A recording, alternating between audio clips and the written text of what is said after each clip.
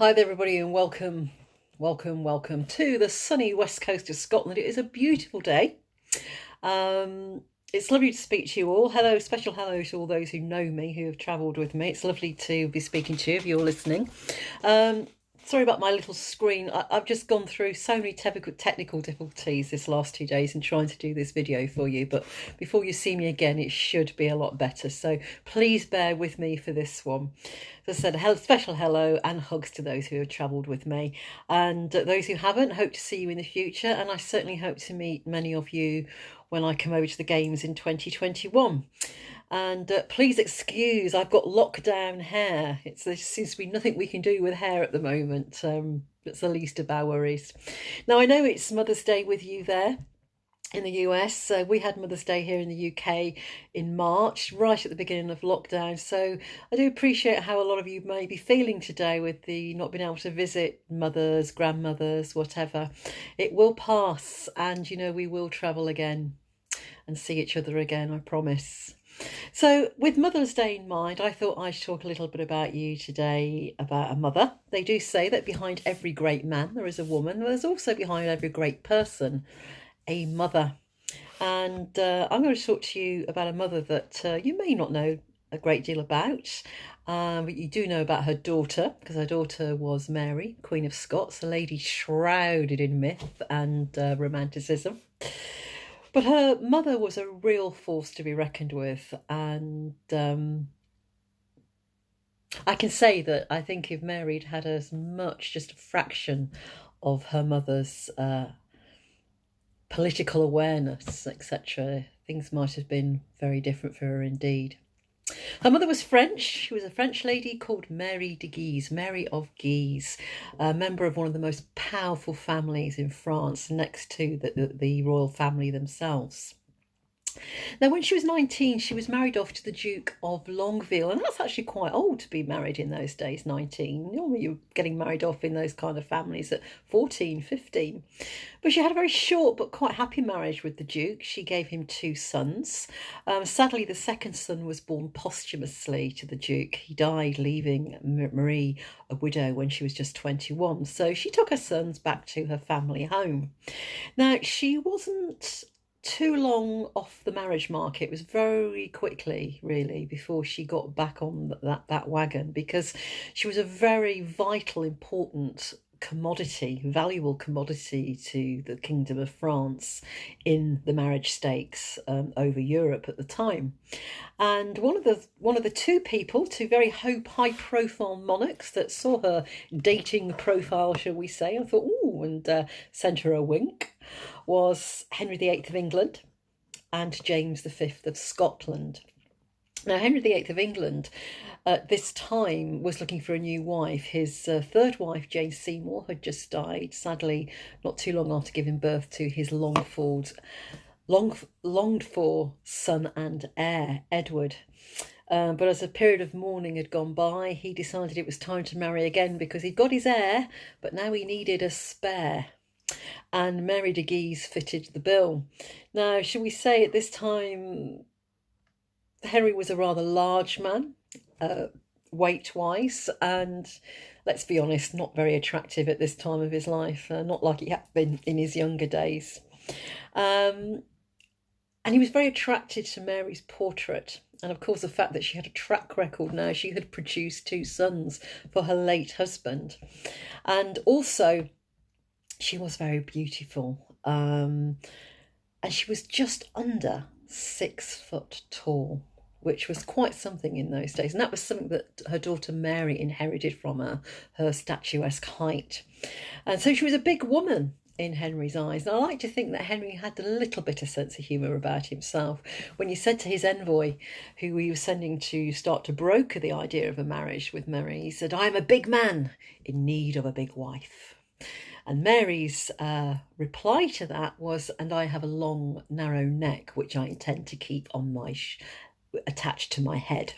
So she was obviously referring to Henry's second wife, Anne Boleyn, who had gone to the chopping block in 1536. So she wasn't sending a wink back to Henry. But keeping it in the family, as these people did in those days, her other suitor, the other monarch, was actually Henry's nephew, James V of Scotland. James's mother was Margaret Tudor, the much-loved sister of Henry. And he'd been married before, but only for less than a year. His wife, again, she'd been French, had died of an illness within a year of their marriage, and it was time he got that vital heir to the Scottish throne, and also cementing that Scottish-French alliance that had been there for years. She quite liked the look of James, so she winked back and she came over. She was married by proxy in France and then came over for a full marriage ceremony with the King of Scots at St Andrew's Castle. Now, things were quite difficult for Mary when she first got here, because James didn't really pay her a great deal of attention. He was still quite into his bachelor life. But she made the best of it. She was not a woman, which is one of the reasons I really like her. She wasn't accepting of her lot. She thought, right, I'll make it better. And she really made an effort. The Scots people loved her. She learnt to speak Scots so that she didn't just converse in French. She could converse in Scots, native Scots. She encouraged marriages between her French courtiers and the Scots. She learnt the history of Scotland. She learnt the history of her husband's family, and she learnt all about Scottish politics. Who were the good lords? Who were the lords, or the lairds as we call them here in Scotland, that you couldn't quite trust? And very soon did find that she was becoming quite indispensable to James. She became pregnant and gave birth to their first son, James, the heir. And then in less than a year later, in 1540, she gave birth to their second son, the spare, Robert. But tragedy was just about to pounce, as it often does when you think things are going well. Within a few hours of this baby being born, the eldest boy, James, died in mysterious circumstances. And just a few hours after he died, the baby died. Now, it is often said, but we have no proof of this. It's not been substantiated that both boys were poisoned by some of the king's enemies. But as I say, there is nothing to substantiate that. Now, James fell into a fit of despair with this, a deep depression, was shrouded in grief, and he became paranoid. He thought everybody was out to get him. Now, I have to tell you, one of the traits of James V was this kind of behaviour. He very often retreated, under the duvet, thinking it'll all go away in a minute. And at this time, he was also at loggerheads with his uncle Henry in England, because Henry was forever on at him to follow in his footsteps and to break with the Church of Rome, as he had done in the 1530s, and there was no way that was going to happen. James was a very devout Roman Catholic. Mary became pregnant again, and James managed to pull himself out of his torpor, and but by this time he was in a fully fledged arguments with his uncle. So his uncle had lost patience with him because he wouldn't do what he asked him to do. That was the way Henry was, and sent an army north to Scotland. They had a small battle at Solway Moss, which James and the Scots lost. And James went back with his tail between his legs, to his hunting palace at Falkland Palace, where he dived into a fit of depression, but also was very physically ill. We believe he probably had a very bad attack of dysentery. It was life-threatening. Meanwhile, his wife Mary is giving birth to the child in Linlithgow Palace, and she has a baby girl, young Mary, who would become the Queen of Scots. So the messenger hot-foots it over to Falkland Palace to tell the king, "Huzzah! You have a daughter, sir. You have an heir to the throne." James's response to this was to lift his head off the pillow, promptly turn his face to the wall, and die. A bit extreme, but that was James V for you. So now we have a 6-day-old baby on the throne of Scotland. It's a long series of what we called cradle kings. Now we have a cradle queen. Now, Mary de Guise, her mother, could have gone back to France. It was in her marriage contract that if anything happened to the king, she could go back to France. Or she could remain and be a queen regent, helping to look after the country. There was no way Marie was going to go back to France, because that would mean having to leave her baby daughter. She was going to stay. She was going to tough it out, protecting this girl from the machinations of government, of the different factions of the clans, all vying for power, using this small baby as a pawn. She was not having that for her daughter. So she stayed, and she put her political savviness into action. The man that was given the job of the governor of Scotland was the Earl of Arran, just from a few miles away from where I'm sitting here, across the sea. And from then on, Mary played a very clever game. It was a game of cat and mouse. She watched, she waited, she was tactful. Now, Henry VIII wanted to broker a marriage contract with the Earl of Arran for Mary, Queen of Scots, so that she could marry his heir, Edward, the young Prince of Wales. Now, Mary was against this, mainly because of Henry's break with Rome. There's no way she would allow this to happen. But she went along with it for faith's sake. Excuse me. But she played a very clever game in this. She played one man against the other. She played Henry against the Earl of Arran, eventually managing to discredit Arran in Henry's eyes. And very soon Henry began to realise that this marriage between his son and heir and the Queen of Scots was not going to happen. And what happens next in Scotland is that England invade, went to war with Scotland for 5 years, in a war that was known as the Rough Wooing.